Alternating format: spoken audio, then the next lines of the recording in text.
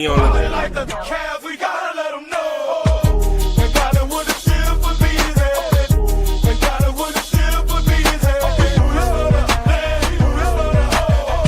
Like the Cavs, we gotta let them know. Cavs, we on. P-Cop, we on. The Antoine Spivey broadcast.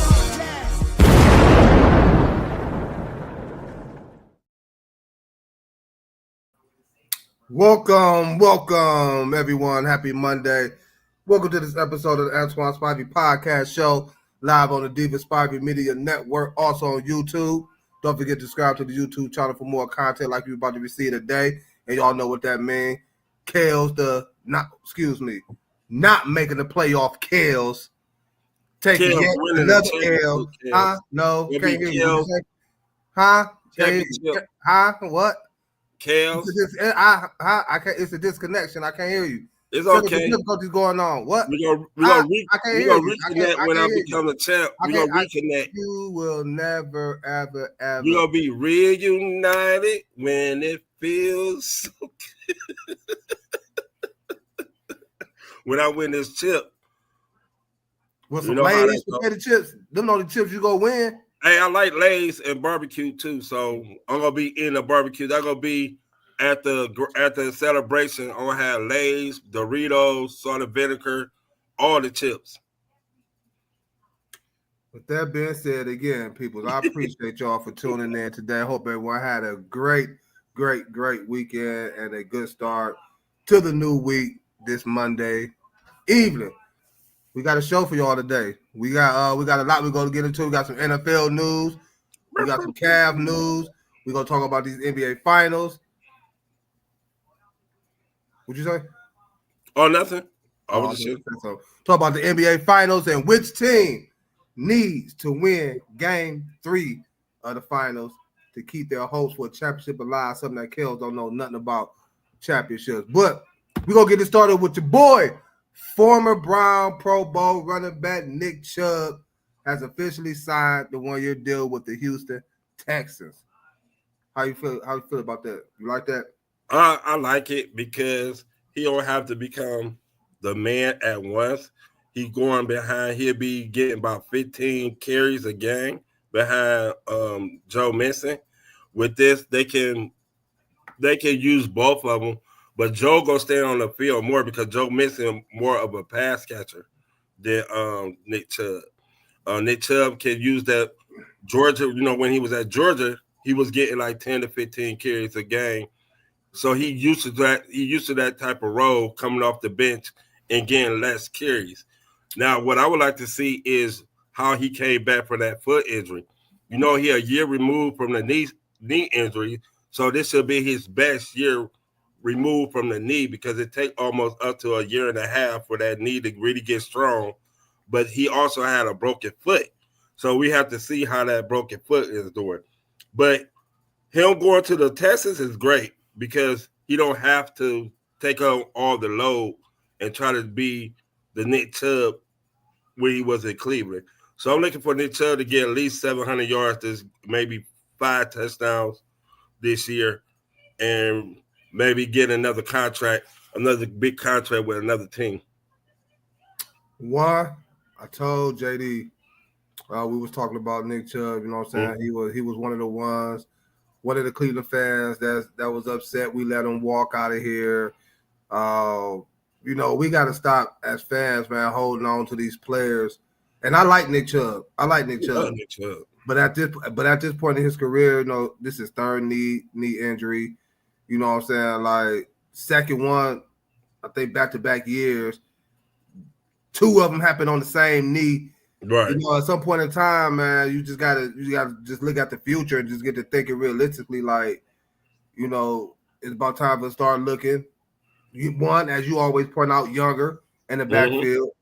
2, just looking for some fresh legs, period. Right. And I was telling him, I said, man, wherever Nick Chubb go, man, Nick Chubb will go somewhere, be a starter, be dogging. I'm like, no, he not.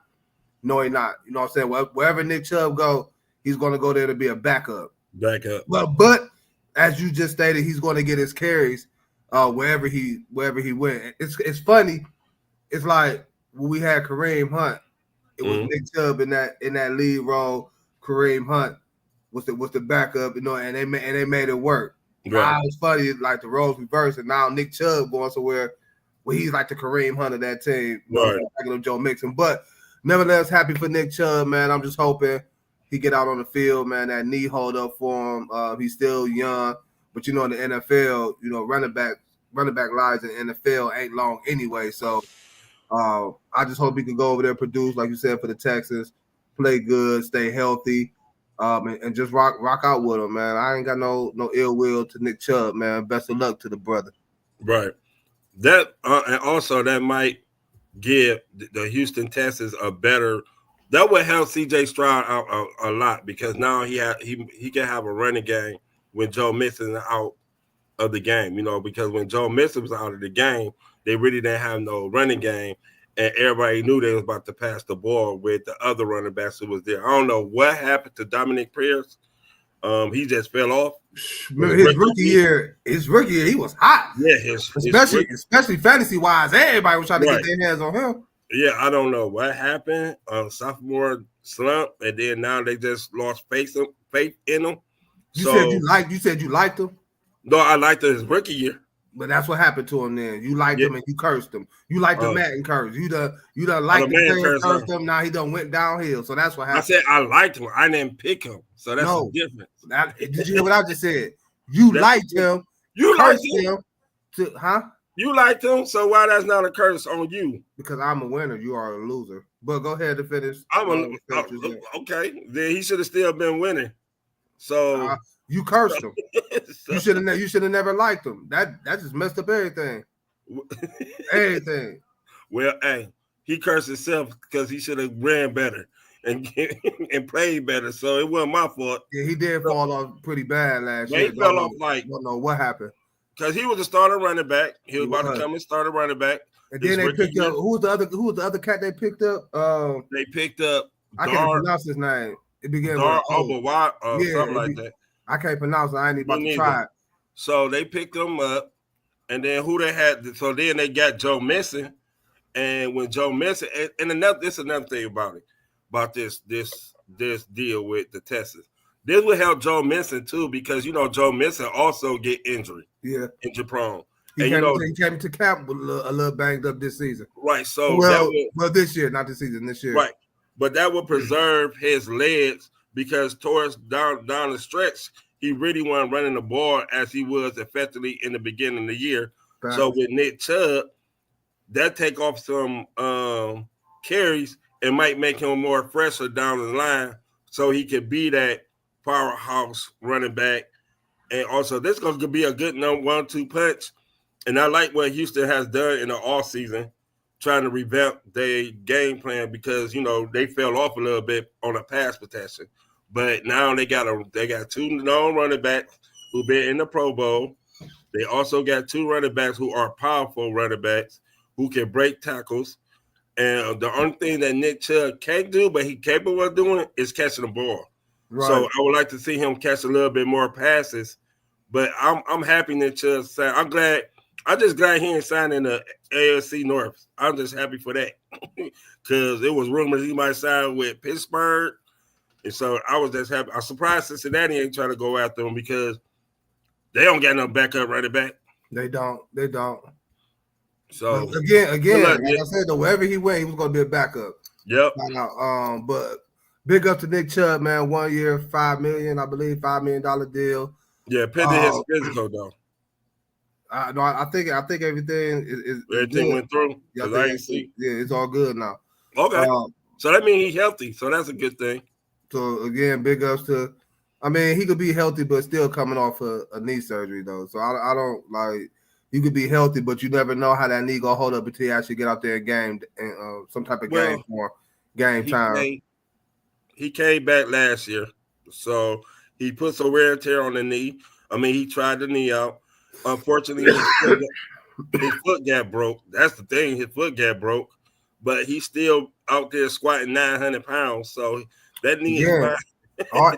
Again, he's squatting it, but ain't nothing like some game action where you're out there cutting turning, twisting, getting tackled, getting hit on it. So again, not wishing nothing on Nick Chubb, not wishing no harm, no bad on him. Again, no ill will towards him.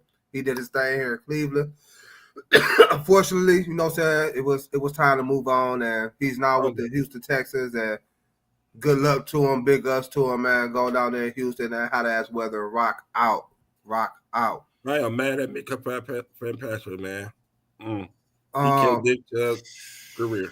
Man, don't even get me started on that. Some more Cleveland news are Cavs, even though the season over, we got the NBA Finals going. Darius Garland had surgery on that toe that been bothering him the last 2 games of the Miami series. And throughout the whole series against the Pacers, had surgery on it. He's now out 45 months, which means he'll be missing the early part of the season, probably about the first 3 weeks of the season. By the time frame, he'll be scheduled to come back in November. The season starts in October 25th, 27th, something like that. Any concerns? No, I'm glad he got his surgery. I mean, that sounds funny because he needed that to get it done, so he can come back and play as Darius Garland play. The one thing about Darius is if there's injury, he cannot play like he played. His play is more speed and substance to his game, and that toe was hurting him from doing his herky-jerky kind of play. Yeah, so even on the I mean, not saying he's the best defender right on the court, but even on the defensive side of the ball, he really couldn't move. They had to give him a special type shoe, right, just to be wearing in the playoffs. So it's hard, but I agree with you. I'm glad that he also had the surgery too. Now it's like, where do we go from here? Because it's still been, talked about out there about us moving on from Darius Garland. Hey, somebody, man, you know me, you got to do your due diligence. If somebody called me and knock me off my rockers, I might have to do it. I love Darius, but each last couple of playoff series, Darius has not been there because of either injury or he has not shown. So if we could get a better playoff player to come here just for strictly the playoff, then I'm up for it. But you're not going to give me somebody like Drew Holiday and nothing else and be like, cool, we got Drew. No, you're going to have to give me something significant because Drew ain't that Drew no more. No, Drew can stay Drew in Boston. You know what I'm saying? Now, if you want to say, give me Drew and maybe add Darren White, that might, in a couple of first round picks, I might think about it. You know what I'm saying? But you're not about to try to give me anything because you all know that we trying to move Darius Garland. But I will not move Darius Garland. But if something come up that's really likable, of course you got to listen. But right now, I'm glad he got the surgery. He can rehab his toe. He can come back stronger. He can come back mentally tougher because I give him applause because I know it hurt like hell playing on that toe when you couldn't do what you could do. And, they were pressing you, being physical with you, and you knew you couldn't be shifty enough, and they knew you weren't shifty enough. So they played you harder than they normally do. So with this toe surgery, get better, come back with wins, play harder, and get your stuff back together, Darius. Yeah, the good thing about this, I'm not really too concerned about it. At least it's early in the season. He'll be back, like I said, 2, maybe 3 weeks he'll miss. Still early, but it is the NBA. You don't want to fall too far behind even early on, but it's good he had it now. I'm just hoping, man, Garland, like you said, get in that gym, watch some film, man, get stronger, get tougher. Because when I'm hearing, man, they are really trying to shop him, and I can understand why, like you said, you mentioned the playoff the past couple of seasons where he really didn't give us anything. I applaud him as well for attempting to come out in the Indiana series, but sometimes you can hurt your team more being out there playing hurt than you can, trying to quote unquote help them by being out there. And they came back to bite it. It hurt us. They took advantage of it. They was like sharks smelling blood in the water. and they pounced. So, but it's all good. We'll be back. Darius, get yourself healthy. Maybe Kel to pick you up on his team next year. Well, my fantasy team, yeah. I'm a Cavs fan. We'll see.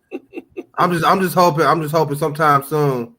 You know what I'm saying? The Cavs Herbert do make a move, man. Like, we still missing that. We still missing that starting small forward who can give us 18 nightly.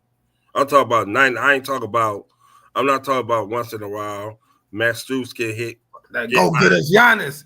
Go get us Giannis. Well, like I said, get us Giannis. If we get Giannis, get us Giannis. Darius Garland and somebody else, then that's cool. But how do you feel about that? Would you want to give up Mobley, or would you try to finagle them to get two All-Stars, remind you, and maybe 2 number 1 picks?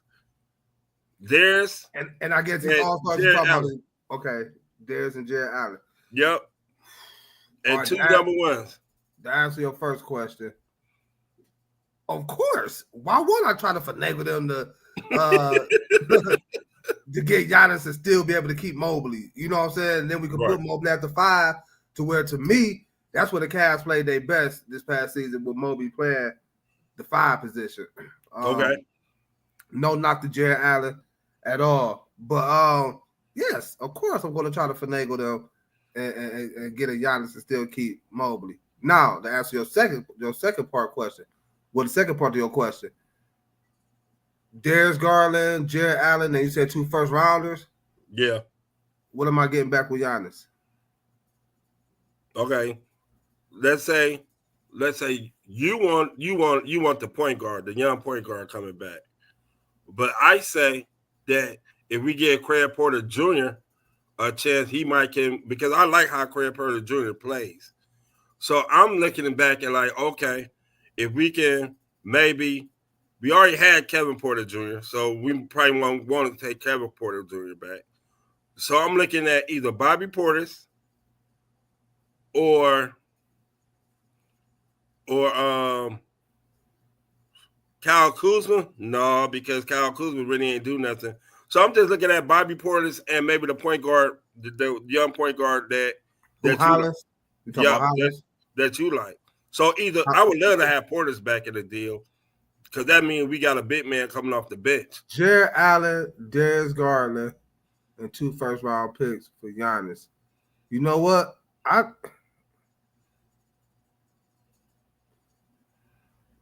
think that can work. I think it would work too. If I'm Milwaukee, I have to really look at it because you get 2 all-star players. But if you're Milwaukee, you still got Dame, even though Dame is hurt. I release Dame. I'm sorry. I release Dame. Ooh. Dame ain't gonna play this year. Ooh. I would have to cut tie with everybody. I'm rebuilding. So I got 2 young players. So you're gonna rebuild around Darius Garland and Jared Allen. Yeah, I got 2 young players coming that been all-stars once in time in their career. Dame is coming off an Achilles injury. So I would have to get rid of Dame because I love Dame too. And you said release him? Nobody gonna trade for Dame. His contract is too much. I would buy him out. Just say I would buy him out. I would give him whatever he want to leave. Ooh. Okay, Dame, we tried because Dame ain't gonna be there next year. And Giannis gone, so what I need Dame for? Go over and try to chase a ring somewhere else, Dame. Go to Miami. You can go to Miami now. You can play with Bam when you get healthy. But if I'm Milwaukee, if I trade Giannis, I'm blowing everything up. But I'm trying to get 2 players. Oh, if you trade Giannis, that's definitely telling the league we're in rebuild mode. Yeah. That's why I think Milwaukee will want Evan Mobley because they could build around Evan Mobley. He young, defensive player of the year, you know what I'm saying? Like they could build around him better than what they could build around Darius Garland and Jared Allen, in my opinion. That's why I think Milwaukee will want Evan Mobley in a deal for us to get Giannis. See, me thinking unless Altman and them is that good, the way they can finesse them boys. But I mean, if they could do that, then I'm all for it. But I do believe Milwaukee going to want Evan Mobley. But me personally, as a GM, I get 2 quality all-star for my mega superstar and 2 first-round picks. Then I can go into the draft. If I want to finagle the draft, I can also trade one of them draft picks to move up to get a star quality player. And then I can rebuild off of that because I got Jared Allen is not a bad defensive player. Man. Darius Garland is an all-star who can score. That shit in the playoffs, man.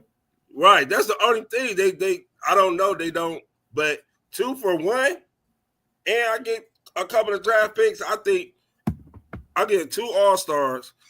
And really, as you look at it, is really Mobley really that dude for real, for real? If you really look at it, is he ready to be built around? Don't tell me about to start trying to dog Evan Mobley now. Oh, no, I love Evan Mobley, but that's what it sounds like you about to start doing. No, but will I, as a franchise, I believe we just said Evan Mobley take steps year after year after year. Right. I do believe if you Milwaukee, you could build your team around Evan Mobley. I do believe that. Okay. I do believe that. But I don't think Trey and Giannis for Milwaukee that they could build around Darius Garland and Jared Allen. That's why I really feel like they're going to want Evan Mobley. Unless, again, our general manager can really flip on them, flip the script on them and really finagle them so they'd be like, okay, we'll take Darius. Give us Darius, Jared Allen, 2 first-rounders and a Matt Strus. All right.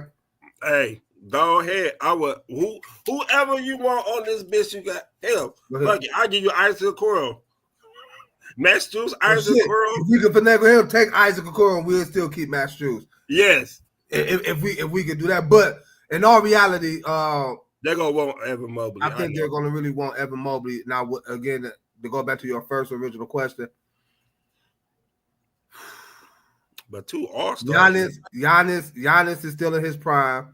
I think with us having Donovan Mitchell right now, I think we are in a win now state. You know what I'm saying? Oh yeah. Not saying again. I do believe you can win a championship with Evan Mobley.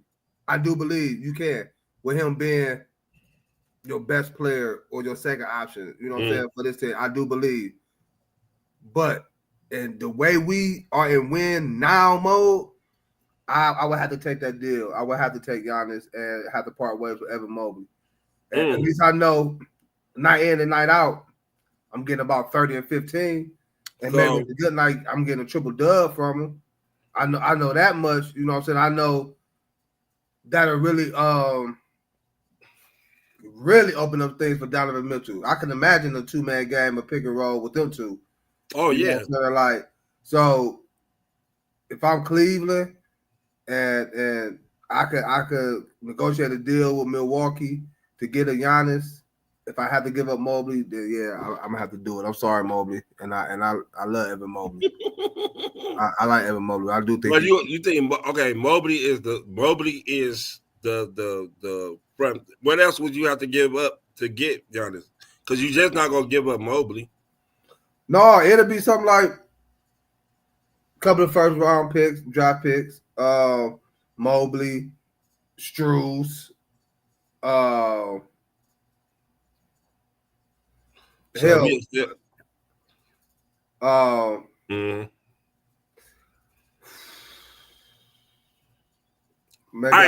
Isaac. We can have Isaac. Yeah, Isaac Cole will be involved in that. But that means we'll be stuck with Jared Allen. So it'll be Jared Allen at the 5, Giannis at the 4. And Jared Allen is 3. And I think Jared Allen clogs up the lane. I think he really clogged up the lane. That's why I said I would try to give him Darius Garland and Jared Allen because of the flow of the game. Because I get it. So that way Evan Mobley can move down to the 5. Right. You know what I'm saying? I feel like the Cavs was at their best. But it's like I just can't see Milwaukee still having Dame, even though you feel like they could just buy him out, whatever. Oh yeah. To trade for another point guard, Darius Garland.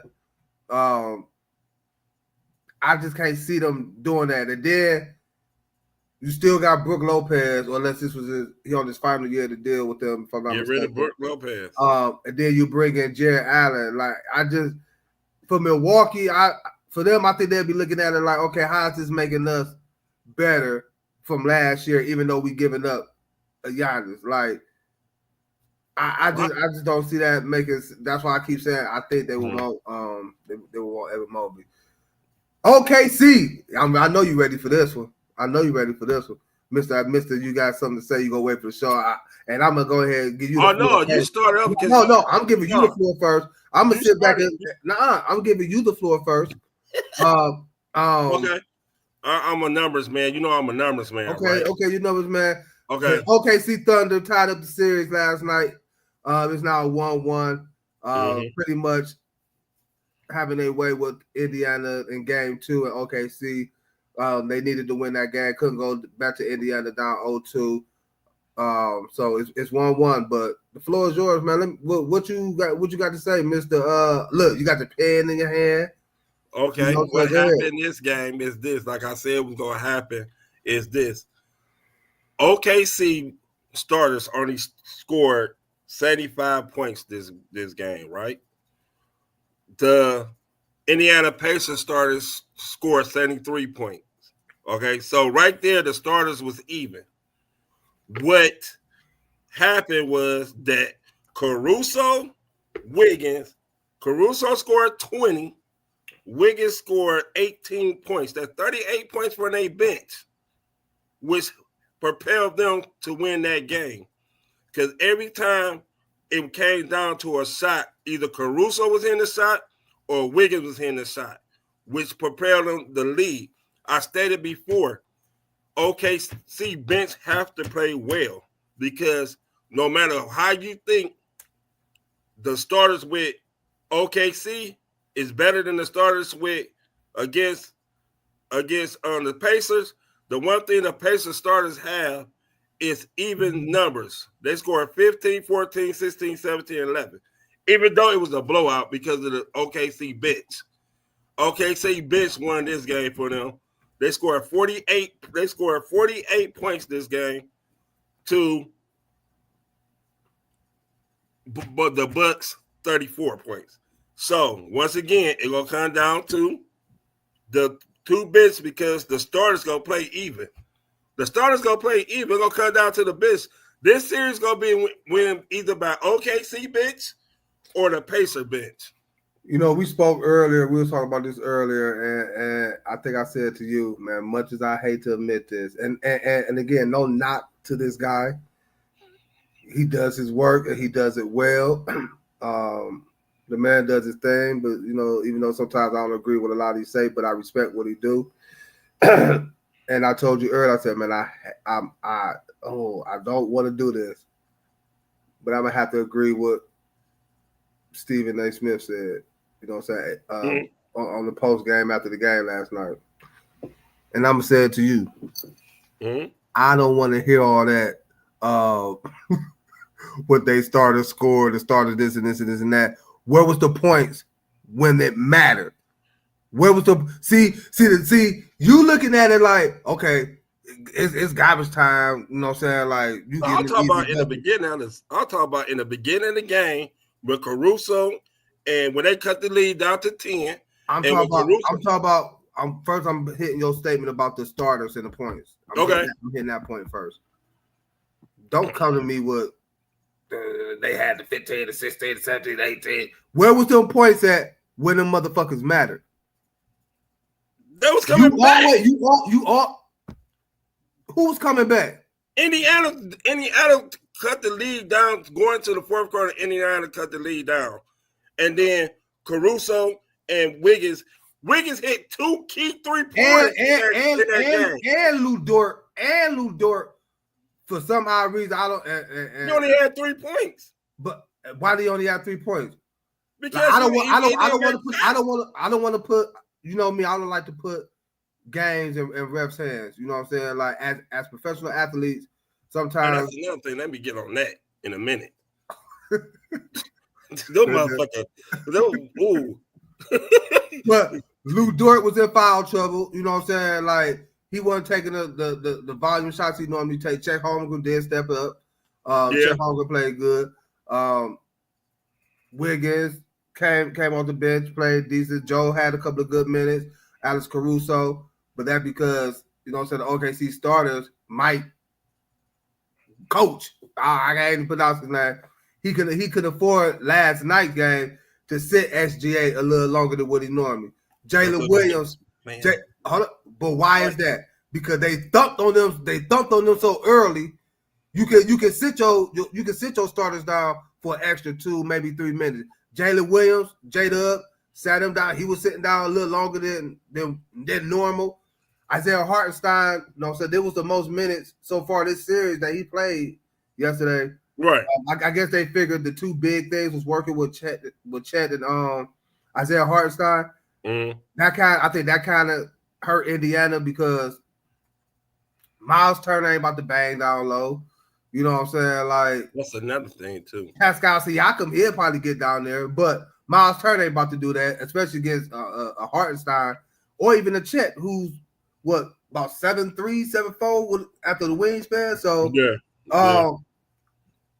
what you do when the game mattered, you know what I'm saying? It's how I'm looking at what Indiana did. Granted, did they make a run? Yeah, they did. We expected them to make the run. They got a team who can make a run. Everybody know this. Everybody know they're a team that's going to play 48 minutes. You know what I'm saying? Everybody know this.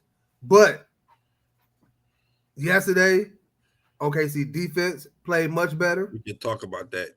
Played much better. You said you don't agree? No, OKC defense played, but I want the thing about OKC defense, and we might not agree with this, or all they do is reach. That's the only, and the refs do not call them freaking fouls. That's all they do. They soon they get past you. What they do? They reaching. The ref do not call them type. You know why? And OKC deserve it because they don't need to call it because they are the number 1 ranked defense in the NBA, and you should not call that. But come on. Indiana, so Indiana wasn't reaching, and they was getting called fouls. How many times did Shea go to the free throw line in the first half? Shea went to the free throw line a lot. They went to the free throw line 29. That I said OKC Shea as a team. I said OKC Shea. as a team. I should have looked that up. That was my fault. That was my fault. The MVP. I know Shea. I know the OKC. I think it was 5 or 6 times, if I'm not mistaken. Okay, they went to as a team 29. They shot 29 out of 33. I said Shea. Oh, that's one person. That's a whole damn team. But he was getting fouled a lot. I love Shea. He was getting fouled a lot, especially by your boy Nembhard. Especially by your boy Nembhard, Mr. I don't know how he get away with just throwing bows and shoulders during the game. So if you want to talk about who get away with fouls, we can nitpick some fouls. Some fouls. Hold on, Shea do the same doggone thing. Are you serious? Yes. Shea, how you think he get to the mid range jumper? When I'm on you and I'm get yourself in position, you have to hit me. You take that step back. You take that step back, for instance, that he hit on Naismith in the fourth quarter. That was just pure. He used his arm. Oh my goodness, man. He used his forearm. Kills, you gotta stop, man. He just didn't steal. Okay, if that's the case, then Tyrese Halliburton do it on every goddamn play. And he should be called for a foul. Every player, if that's the case, every player in the league is doing that, Kills. And I agree. The main player who does it is Jason Tatum. You said who I hear yo? I said the main player who does it is Jason Tatum. I agree. Facts. Or James Harden. Harden always do it. Harden. Yeah. And then another thing with those step backs, man, this we should do a show on how traveling is not traveling no more. Because I definitely agree with that. When I was playing basketball, You cannot take 18 steps backwards. Look, Halliburton did it about 5 times, like this playoff already. Yes, Like I mean, he's taking strides back, but nevertheless, I mean, you say OKC benches to play good. Yes, you can say the same thing for Indiana. But what I do know is Indiana bench played terrible this game. What I do know is this: their whole team played terrible for real when it mattered. When it mattered, all I know is this: I think OKC knew what happened after game 1, knew what they need to work on, knew what they did wrong, just cleaned up a few things here and there, and they displayed it in the game 2.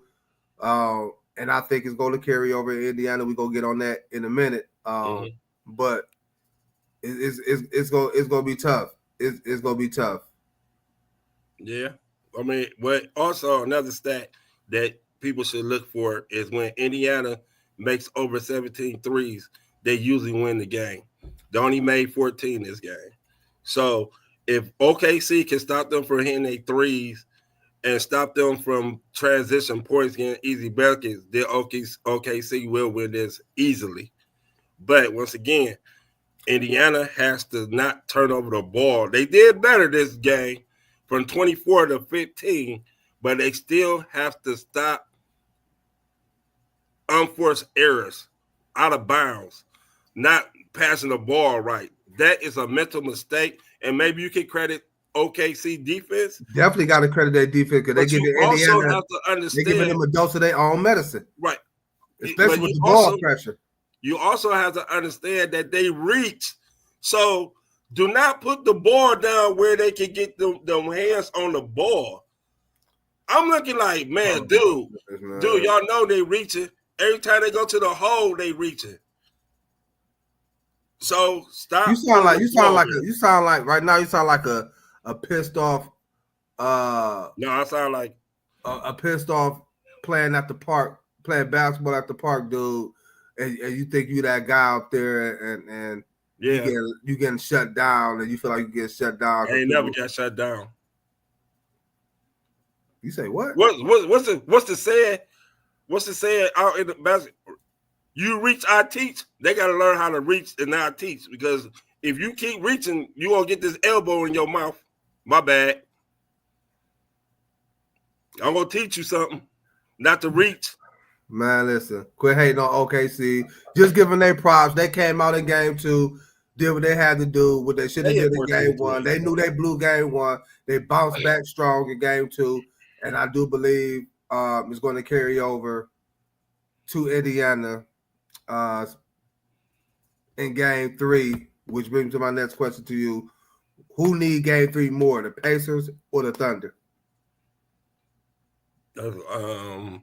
I think the Pacers need this game. I think the Pacers need this game 3. I think them winning game 3 will bring them back that confidence they had, because they looked at like, damn, we not making shots. I always said when Indiana don't make shots, you can blow Indiana out because their confidence level goes down. But when Indiana makes shots, their confidence level is up, and they believe that they can come back from anything. At home, it's going to be a little bit different because they're going to have the home fans going to be on their team. They're going to be hyped. They get to sleep in their beds. They get to kiss their kids, whatever, take them to school, whatever they want to do. It's always a beauty to be at home. Right. And the role players are going to play better at home. Obi Toppin went from 17 points in game 1 to 3 points. He has to do better. He has to do better than that. My main point is Tyrese Halliburton. Where is this? When you're not being aggressive. All right, I know Dort played good defense. I guess it. I know he hacked the shit out of people. It's cool. It's damn, okay. Man, look, you's a hater, man. It's okay. You's a hater, man. Just get man. You have to put pressure on Dort. You have to put pressure on him. You have to get him in foul trouble. And I'm mad at and they did yesterday. He was in foul trouble yesterday, but it was nothing. Go ahead. And I need Halliburton to be a little bit more aggressive. I just need him to be a twite more aggressive, be a little selfish on the offensive end, because hell, you know what Shea gonna do? Shea gonna get to his spots, and that's another thing. They have to play better defense on Shea. I don't care if you gotta. All right, when he started dribbling, easier said than done, man. OKC they move the ball. OKC got playmakers out there. Whether it's Shea, if it ain't Shea, it's J Dub. If it ain't J Dub, you can't knock what Chet Holmgren can do. The guy is 7 feet and can handle the basketball. He can also shoot the outside shot and get to the rim as well. Casey Wallace. he ain't been shooting the ball well, so no, but he been playing hella fine defense though. I mean, yeah, but I'll like, tell you that. So they they got people who can make plays, man. It's just you talk to somebody to stop SGA, man. Okay. No, I said the way you have Good luck to with that one. you have to contain him when he starts. Okay. You cannot play a guard who's 6'6" that knows how to get to the spot. You cannot crowd him. You have to move back. He do not shoot no threes. Majority of his points is either he's going to the hole or he's in the mid range. I think he take an average of 1.5. 4 threes a game. Okay, and he's not successful with it. So He hit about 2 of them. So you have to He stop take him. both. He hitting 2. Okay, but you have to. I'd rather for him to shoot threes than his mid range. So when they do the pick and roll, you have to either A, rush him, B, try not to get over the pick, or fuck it, you're gonna have to switch. If he switch on a big man, then you rush another person to him. It's something you have to do to That's contain a lot him. you're saying right now. I know, but That's you a lot have to. you're saying right now. This is the playoff. This is the playoff. I You get gotta it. have to do something to get him off his rhythm. Even play a zone a little bit. Even though Indiana ain't known to play a zone, They tried really to play a zone. They tried to play a zone. I think for like 2 possessions, and I think on one of them, Chet Holmgren hit a 3, a wing 3, if I'm not mistaken, and then 2 possessions is not enough. Wiggins ended up hitting the 3, and 2 then I possessions think is not enough. I know I'm saying when they hit the 2 threes, Indiana got the fuck up out that zone. I know. That's what I said. 2 possessions is not enough. Your rotation wasn't good enough. Okay, so he Bring up played a your lot. damn Okay, so he rotation. played a lot of zone though. They hit him with a lot of Right, zone. and then they got out of when Miles Turner hit that 1-3 and Nixman hit that 1-3 when they called that timeout. They got out that bitch quick. The zone is to try to protect you from getting dribble driving penetration. So SGA is a great dribble penetrator. He also a great mid-range shooter. So Rick Carlisle have to come up with a defensive scheme from a team standpoint. I'm talking about a team. No one individual going to stop him. From a team schemes wise, they're going to have to come up with a defensive plan to get the ball out of SGA hand before he start his drive. Once he put the ball on the floor, you have to attack him. You cannot let him. I hear you. I know it's hard as hell, but you have to attack him. You cannot let him just dribble. I hear you. So I don't know. I don't get paid that big. I hear you, but again, some jobs I don't want to have, and as a coach, I don't want to have that job. I need to get me some sleep. I need to get me some sleep because I can't sit there and be figuring out how the fuck to stop this guy. But I think the Pacers need this game. I think they need game 3 as well. I think OKC have been showing they've been the best basketball team all season, whether it's at home or on the road. They showed they could go dominate it either one. And I feel like if Indiana was to lose game 3, depending on how they lose the game, I think that could really, do something to them. Kind of like how they got us. You know what I'm saying? Like when they took the first 2 here in Cleveland. I think that'll really get to them. I think OKC bench is deeper, and I think that will come into effect as well. Yeah, I think they deeper than Indiana bench. You got who? You got TJ. You got TJ McConnell, Obi Toppin, and really Mathurin. OKC. Shepard's okay. OKC. Okay. You got Caruso. 1. You got Isaiah Joe. You got Wiggins. You got Isaiah Hartenstein. Mm-hmm. You got that's a That's pretty much who you got. Oh no. And they be playing the William boys. Either the other Jalen Williams or he got. I know you talk about right, but also Indiana can play Thomas Bryant. Come on, man. We see how that worked out last night, right? Hey, they had an off game. We'll see how game 3 is, but they had an off game. Yeah, Like I said, it's gonna come down to the bench because if Indiana can stay close to their starters, the bench player is the one gonna win this series. I really believe that because if either one of them, the starters, don't have a great game, the bench gonna have to pick up that slack.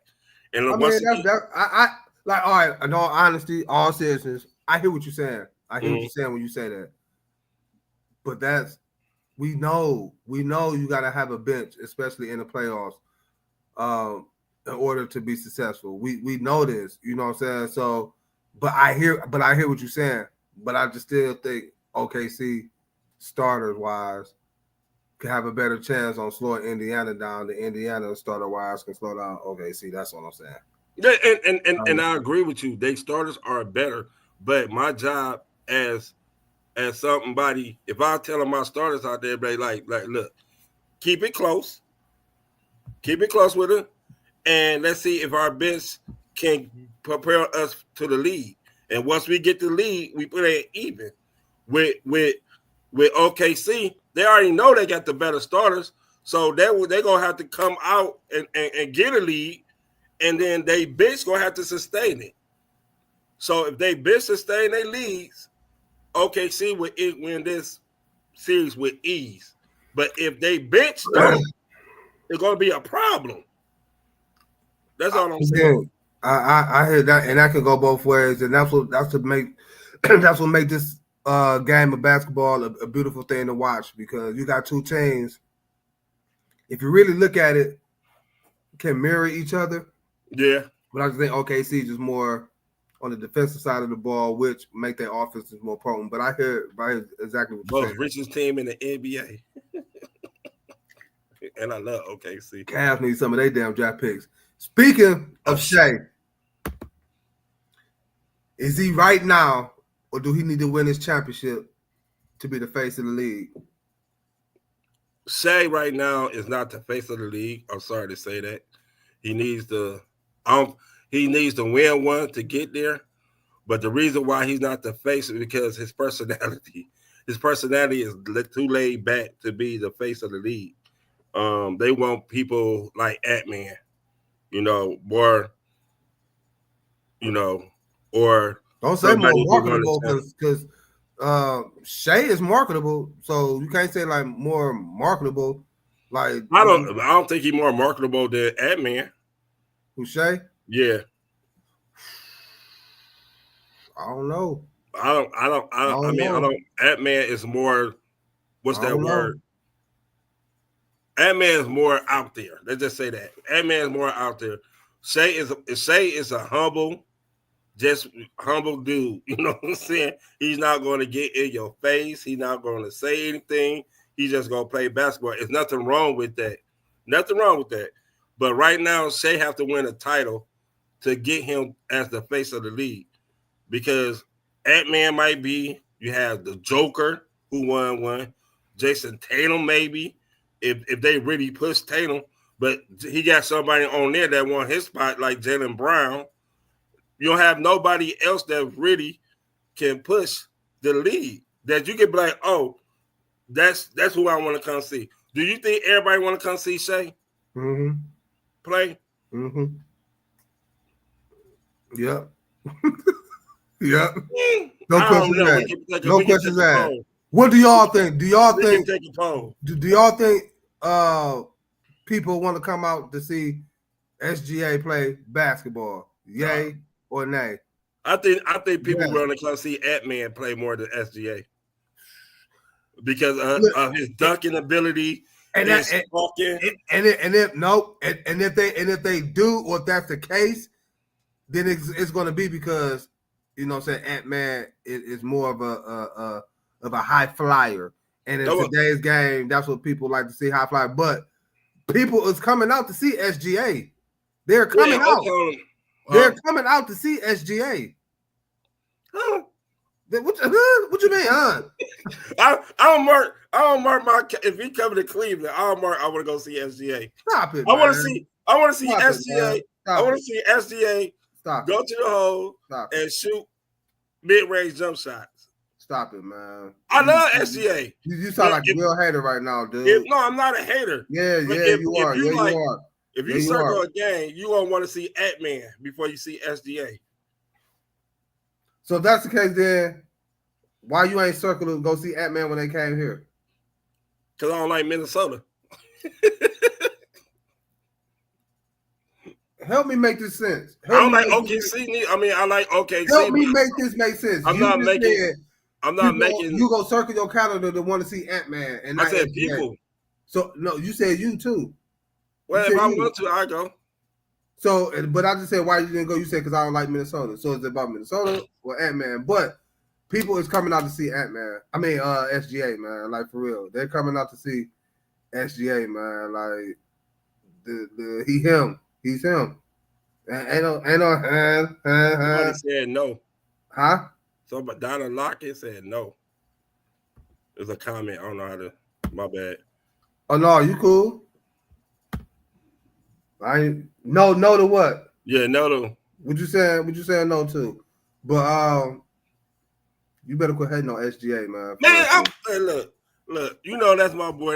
That's my boy. 50 grand. You know what I'm saying? you sound like a real hater right now. The SGA game is not. Come on, I'll wait. Not exciting. It's not exciting. Oh my goodness, are you serious? Man, just say SGA don't dunk like Ant-Man. Yeah, his game is not exciting. Stop it, man. Just say SGA don't dunk like Ant-Man, and you like to see dunkers. No, I like to just say that. Entertainment. Just say that because I'm just saying from the blasphemous shit you're talking about SGA is just crazy. No, but if I had to pick between him and Ant-Man, I'm picking SGA as a basketball player because he a better basketball player than Ant-Man. He a way better basketball player than Ant-Man. But if you just looking at entertainment value and you just looking at compare what Ant-Man can do athletically. Okay, you starting your team. You're taking SGA or Ant-Man first. Taking SGA. You got hell. I even take to your favorite thing you like to do, fantasy basketball. You got the number one pick.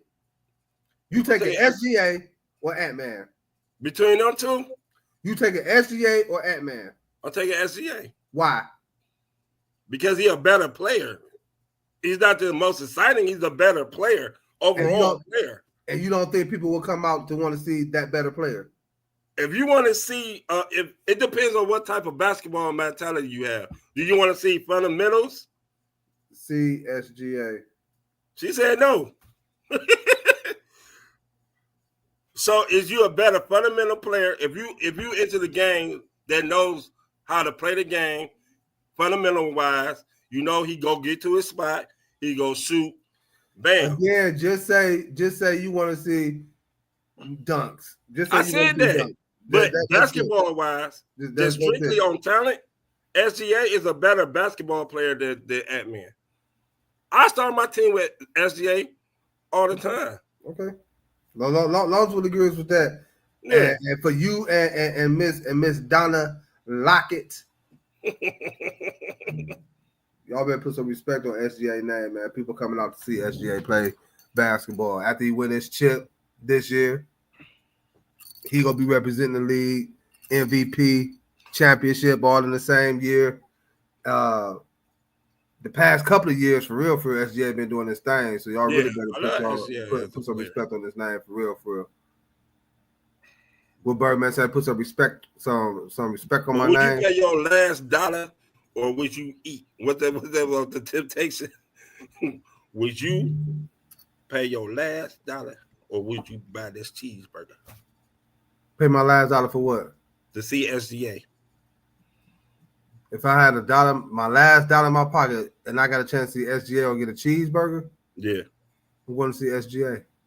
Okay, I'll give me something even when I get home. You better hope you had something in the cupboard because that was your last damn dollar. Hey, I'll give you something when I get home. I'm going to see SGA, man. But yeah, put some respect on his name, man. SGA, I do feel like a championship. I agree with you, Kels. Will get him that notarization to be in that conversation to be the face of the league. I think he's on his way of getting there. He's him. He's been balling the past couple of seasons. MVP this year. He should have got the MVP last year, in my opinion, for real. But they gave it to the Joker. I would have gave it to SGA last year. Me too. SGA been playing balling the last couple of years. Man. SGA balling. Put some respect on his name. Balling. So, a championship would just solidify, you know what I'm saying, everything he's been doing. And we're going to start having that conversation about SGA being the face of the NBA. Balling. Appreciate you, Miss Donna. Miss Donna Lockett. Let me stop saying her whole name like that. She probably like, damn, you said my whole. You said her government name. You said my whole government is already up here. No, right. Hey, man. Miss Lockett. Today, June is almost over with, man. July. About that time, man. I'm gonna be sending y'all out y'all all the information after I get everything set up. For this, it is an important season for me. Very, very, very, very important season for you. You got a lot riding. Yes, I do. And pressure do not, and this pressure is not gonna bust my pipe. And the one thing you got riding on this season, your pride. Nah. Yeah, your pride. I'm gonna crush that. And you know, what do you say? What should say? Or what's that? Was it All Eyes on Me? Or when he made appearance on trying to counter when he said it easy. You know how it gets down. Damn, but basically, you know how it's finna go down. Right. You know the torture. You failed this year. Remember I told what Rock tell her brother? We ain't gonna say it on the airway. What Rock? I own you, Ians. I own you, Kels. But it's not gonna happen. It's not gonna happen. I'm gonna break that pride. Oh my goodness. It's not gonna happen. Yes, it is. It's not. Yes, it is. It's not. Okay. Let's go. Okay. Let's go get it. I'm going to get it. You going to get what? This chip. I'm going to take it. You going to get some Lay's? Hey, I like Lay's. Some Doritos, some Cool. I love the nacho cheese one. I love the nacho cheese one and the Cool Ranch. You say what? I like the nacho cheese one and the Cool Ranch. And they got a new flavor. I ain't tried that yet, but I think it's too hot for me, so I ain't doing them. I ain't doing them Doritos. But yeah, Pringles, all that. I love all that. Well, they're gonna be about 250 goddamn pounds. They're gonna be on the shit you got. Also, Lane Thomas has been activated back for the Guardians. Right now, Guardians update before we get up out of here. I do believe it was tied. Last I checked, it was tied at 3. Real quick. It's 3-3. You say what? Real quick. You think the Guardians should trade for a bat? I always feel like they should trade for a bat. Oh, the Reds took the lead 4-3. God damn it. I always feel like they and see that's the thing that be I ain't got time to get on that. I think baseball really needs to change up some things, man, to start getting these small market teams, these bats, man, these big bats to come over there. That's why we lost Francisco Lindor to the Mets. You know what I'm saying? Yeah. We really could afford to pay him. I'm glad Ramirez took that little hometown discount, you know what I'm saying, when we signed him. But we had to get rid of Josh Naylor because we couldn't pay him. And Josh Naylor really is not that dude. I mean, he a good hitter, but he's not running on dudes. You be like, damn, I got to give $500 million to. Yeah, the market sucks, but definitely I feel like every year we should go out and get a bat. I appreciate y'all for tuning in on this episode of the Antoine Spivey podcast show with myself and Kels the Truth. I appreciate all y'all that tuned in on YouTube. Don't forget to subscribe to the YouTube channel for more content like we're about to receive. Well, like you received tonight. Excuse me. And Kels, you know, you was all right tonight, man. You ain't really take no L's like that, man. You was all right.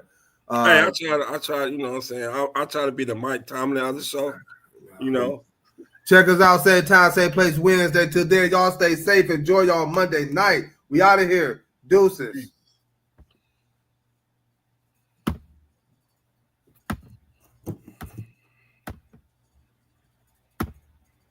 Guess we ain't out of here yet, huh? We still got what? 1 minute. Ballin' like the Cavs.